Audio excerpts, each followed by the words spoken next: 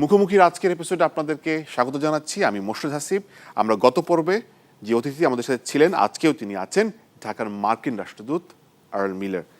Hello, Excellency. How are you? And welcome to the second episode. I guess you're okay? You're safe and sound? Indeed, and thank you for the opportunity to come on the show. And as you can see, I'm wearing my mask. I have my hand sanitizer here. That's the policy here in the U.S. Embassy. We follow the same rules that all Bangladeshi citizens do as far as face coverings and trying to protect ourselves and practicing social distancing. I've taken my mask off because I'm in this room at the embassy, basically alone. The nearest person is about 20 feet away. So again, thank you so much for allowing me to come on the program. Right. As in the first episode, we have talked a few issues, and in this episode, we'll literally look into the Bangladesh-US relationship and some geopolitical issues. Let's start with the US-Bangladesh relationship. I think US is the largest exporter of Bangladeshi product RMG, but just because of this COVID-19, everything is like not in the same business as usual. It has also impact on the human life and the export and import and a lot of other things. In this situation, how the buyer and the seller can maintain some stress-free relationship? Are you looking into these issues? Are you talking with the business community here in Bangladesh, back in US, and the Ministry of Finance or Business? What's your observation? No, indeed. And what's the old saying? Never waste a crisis.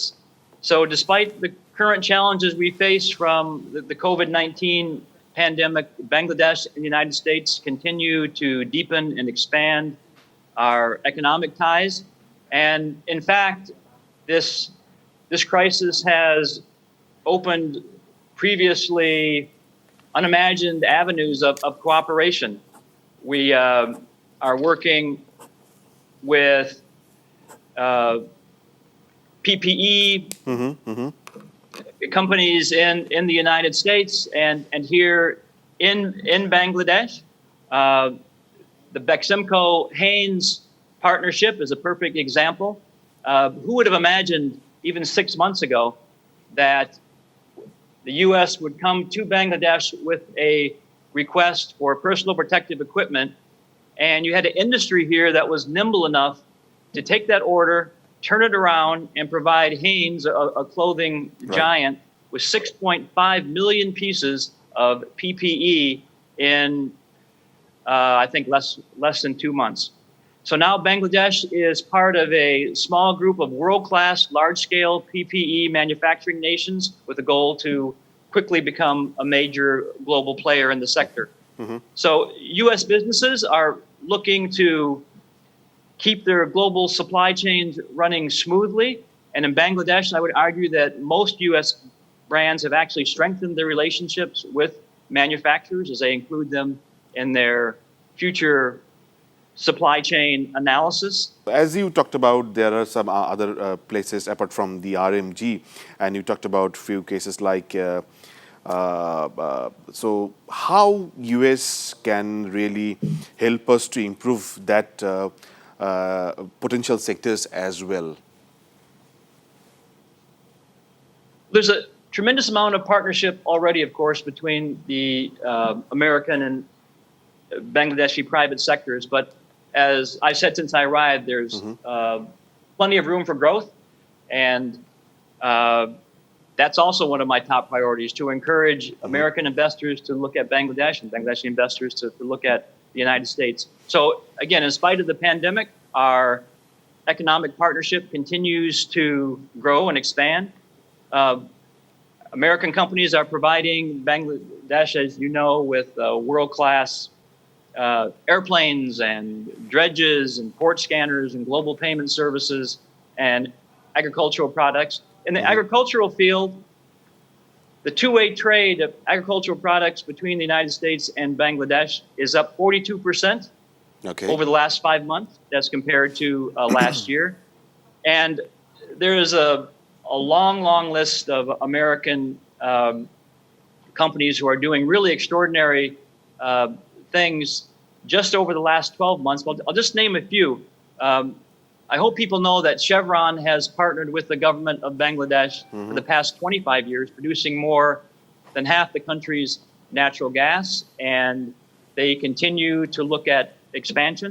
Coca-Cola is investing $200 million in Bangladesh over the next 5 years to expand its business operations. Oracle opened its first office in Bangladesh in March, and what a great step forward to use that technology to transform Bangladesh into a digital nation. Accelerate Energy has built Bangladesh's first LNG import, making Bangladesh the 39th country worldwide to join the LNG import marketplace. And those are all really positive and encouraging developments. And as I mentioned earlier, we all need to start working now on a post-COVID-19 economic recovery. And I think Bangladesh will be ideally suited to do just that. Yeah. On that discussion, we'll take a first break and we'll come back and talk about the Indo-Pacific strategy. দর্শক আলোচনার এই পর্যায়ে একটা বিরতি নিচ্ছি, সাথেই থাকুন, ফিরছি একটু পর।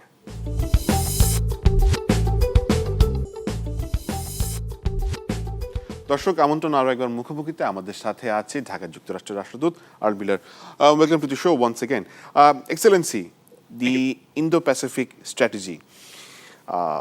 Is it just because to reduce the Chinese influence on Bangladesh or on the region? Because we have seen the China desperately moving with their one belt, one road policy, or how do you see? Because there's a lot of criticism and a lot of encouragement as well, and we have seen India is not taking part in that Chinese one belt, one road. That's a big influence in Bangladesh because they are the biggest neighbor and the oldest friend of Bangladesh. So, how do you see the whole thing? Sure. Well, the way I see it, and the way the United States sees the Indo-Pacific vision, is a free and open Indo-Pacific where sovereign, independent nations can prosper in freedom and peace, where we can work with key partners like Bangladesh to enhance the principles of the peaceful resolution of disputes, freedom of navigation, open and transparent investment environments, and strong and responsible governing institutions. And those are the principles that have allowed this region to experience such remarkable growth over the last 7 decades and will drive that progress forward in the future. The United States vision for a free and open Indo-Pacific excludes no nation. We're not asking anyone to choose between the United States and China. It's rooted in the fact that the United States is in itself an Indo-Pacific nation. And of course, so is China. We welcome China's contribution to regional development, provided it adheres to the principles I mentioned and that the people of the region demand and deserve. But when we see challenges to those principles that have governed the Indo-Pacific over its remarkable period of growth, we do address them. And Bangladesh, as you said, has a key role to play in this vision. And America's partnership with Bangladesh expands economic ties with other free markets throughout the region, acts as a stabilizing force for regional security, and allows us to have frank discussions on issues of human rights and good governance. And of course, India has an important role to play as well, but as do all Indian Ocean nations. Right. But do you see that when we have seen the visits of Chinese presidents in Bangladesh, billions of dollar investment, in that way, some critics say US doesn't invest like the Chinese, like 24 billions in 2015. So do you see that that's sort of pressure on Bangladesh? Because if you look at Bangladesh's geopolitically, it's a very in good position, and it's a very attractive and lucrative as well. Yes, well, of course, I'm going to be a strong champion advocate for Bangladesh to invest with the United States, and but a rising tide lifts all boats. if you have investors come in who are practicing, transparent interactions and there's a level playing field. I mean, Bangladesh can use that type of investment. The major infrastructure projects, if they're done correctly, if they're bid on correctly, if everyone has a fair opportunity to become involved, that's certainly a good thing. And China is a competitor, but not an enemy. Okay, that's a very good and tricky answer. Thank you, Excellency. We'll take another break and we'll come back and talk about more. দর্শক আমরা এই মুহূর্তে আরেকটা বিরতি যাচ্ছি, সাথেই থাকুন, ফিরছি একটু পর।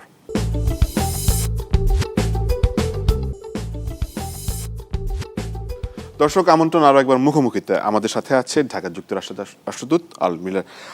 Excellency, we are about to end the show, but I guess the number of students from Bangladesh US is having every year, the number is getting higher and higher.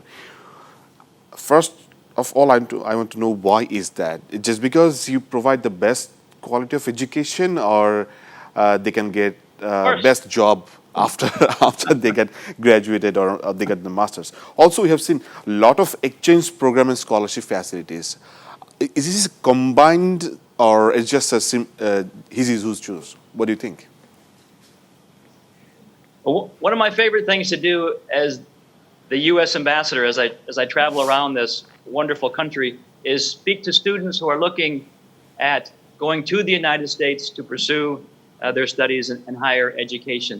Mm-hmm. And many of you have heard me say this before. Bangladeshi students are absolute superstars on American college and university campuses. And I don't know what it is about Bangladeshi students. They take the opportunity seriously. They have the self-discipline. They're well prepared. And when I talk to the students, mm-hmm. understandably, there's some trepidation about leaving family and traveling to the other side of the world to pursue higher education. And I tell them that you are going to succeed socially, you're going to succeed academically, and you are going to absolutely be a star. And the United States wants Bangladeshi students. Increasing a number of Bangladeshi students studying in the United States and encouraging educational exchanges is one of the priorities of the U.S. Embassy. You're absolutely right. Bangladesh is one of the top 20 countries sending students to the United States. In the 2018-19 academic year, over 8,200 Bangladeshi students were studying in the United States at the undergraduate and graduate levels, and I believe 75% studied in the STEM fields, the science and technology, engineering, and math fields. Wow. We recognize the uncertainty that COVID-19 mm-hmm. has caused for students and scholars and recipients of U.S. government-funded scholarships. And we're looking forward to the day when the embassy can resume routine visa services. We'll do that as soon as possible. I can provide some up-to-date information on how folks can contact the embassy. Perhaps after the program, we could run something on the screen. But a lot of that information is available on the embassy's website mm-hmm. and on our social media platforms, Facebook and Twitter. Excellency, it's Eid time, so what would be your Eid greetings to the Bangladeshi people? How you would say? Oh, well, yeah. No, thank you. Thank you for allowing me that opportunity. Well, I would say Eid al-Adha Mubarak. May all Bangladeshis and their loved ones be blessed with good health and happiness. Let me express my gratitude for being allowed to be a privileged guest in this incredible country for the last year and a half. You know, we draw comfort and strength from celebrations of faith during trying times, when the values at the heart of Islam, compassion, mm-hmm. gratitude, and generosity are more resonant than ever. We've all been affected by the COVID-19 crisis. In the spirit of Eid, in the spirit of common humanity, this is a good time for us to reach out to each other, to help each other as as best we can.